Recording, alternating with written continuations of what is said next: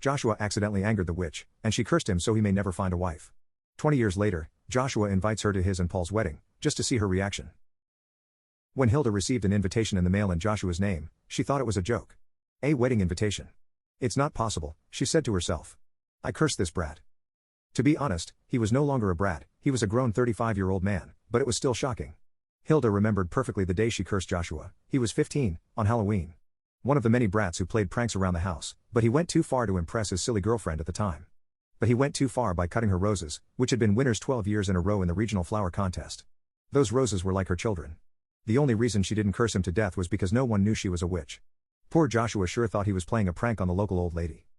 She made sure to curse him while looking at him in the eye. He was clearly the type of guy who would do anything to get a girl. Being an old-fashioned witch, more than 300 years old, she thought that for such a romantic boy the worst thing in the world would be not being able to find a wife. He couldn't even marry out of convenience, even if the woman was homeless or desperate. No woman in the world would accept a marriage proposal from him. It was probably a bad joke. Hilda decided to go, because her curses never failed. It wasn't for nothing that she had managed to live more than 300 years. The wedding was covered in red roses everywhere, as if Joshua was spitting in her face. Everyone was excited, Joshua's parents, family and friends, and also the alleged bride's side. Everyone recognized her as the old lady who lived in the neighborhood and greeted her, but most people looked at her in shock. She even heard someone say, "How the heck is Mrs. Blackwell still alive?" She stopped aging at 70, when she made a deal for immortality, and every 15 years she moved far away from her previous home to avoid the kind of problem. But Joshua had the wedding at his old childhood home, so she couldn't help it this time. But it was a legitimate wedding, there was no doubt about that. Impossible, it can't be. How could he break my curse? The bride's name wasn't written anywhere either. When the ceremony began, a man who was not Joshua was standing at the altar. After looking at him for a long time, she noticed that he was Paul, Joshua's childhood friend. They always hung out together in the neighborhood when they were kids. Is he the best man? Hilda thought.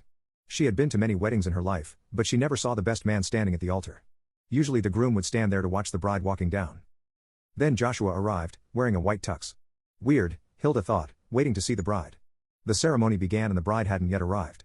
And then, she heard the minister say, "Paul McNeil, do you take Joshua Campbell as your lawful husband?" Hilda was so surprised that one of the guests thought she had a stroke. Son of a bitch, Hilda thought, watching Joshua exchanging vows. He found a loophole. Son of a bitch.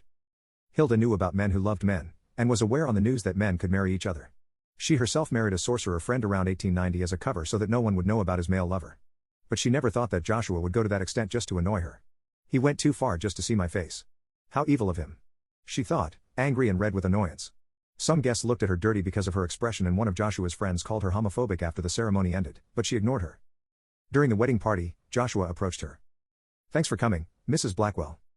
You invited me, I had to see it. You didn't name your husband on purpose on the invite just to annoy me. You found a loophole that I didn't even imagine." She congratulated him, holding back the urge to scream. "But, didn't you go too far just to get revenge on me?" Joshua laughed. "I admit that I left out Paul's name on purpose and that it was fun to see your face so angry, but that's not why I invited you. I wanted to thank you." "Thank me? Why? I cursed you." She reminded him. "I know. I was there," Joshua said, sitting down next to her. "I didn't realize until you cursed me about who I really am. When you said I would never have a wife, I didn't feel sad. I felt like a weight was lifting off my chest. Then I understood why I never liked any of my girlfriends and why I tried to make up for the lack of intimacy with Stacy with that joke. That wasn't me.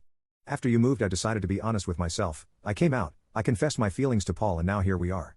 It's all because you cursed me, Mrs. Blackwell, or maybe I would now be married to a woman and be unhappy for the rest of my life. Thank you very much." Joshua hugged her and Hilda couldn't help but shed a few tears. Her beloved Thomas, her best friend, said very similar words to her in 1928 before he died, after having lost his lifelong partner, Alan. Roses were the favorite flowers of both of them, who were like her family. "Did you choose roses on purpose?" she asked. "They're all for you, Mrs. Blackwell. I want you to take them and plant them in your garden, as an apology for what I did and at the same time as a gift, so that you never forget us. Would you like to meet our daughter?" He pointed to Paul, who was holding a 2-year-old girl. "I'd love to. What's her name?" "Rosie." Paul smiled, and they both walked together.